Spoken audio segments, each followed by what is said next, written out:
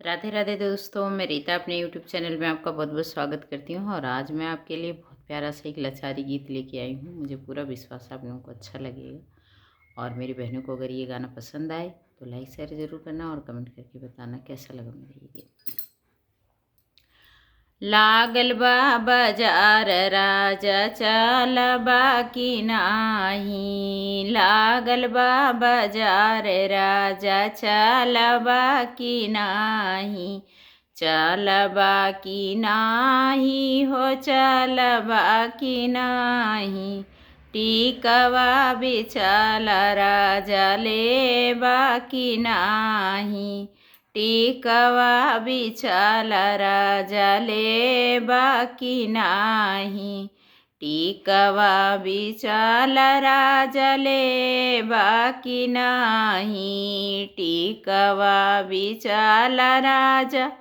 ले बाकी नाही, हमारे खुनुस के राजा जानला की नाही, हमारे खुनुस के राजा जानला की नाही, लागल बा बाजार राजा चल बाकी नाही,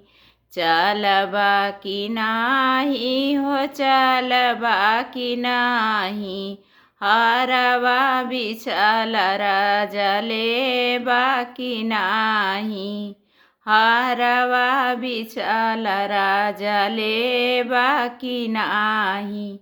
ले बाकी नाही हो ले बाकी नाही, हमारे खुनुस के राजा जानला की नाही, हमारे खुनुस के राजा जानला की नाही, लागल बा बाजार राजा चल बाकी नाही, चल बाकी नाही हो चल बाकी नाही,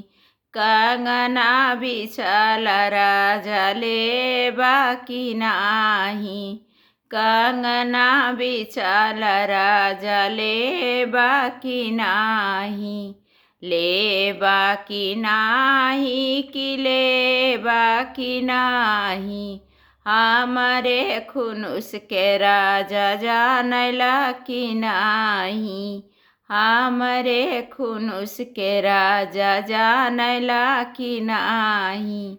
लागल बा बाजार राजा चल बाकी नाही,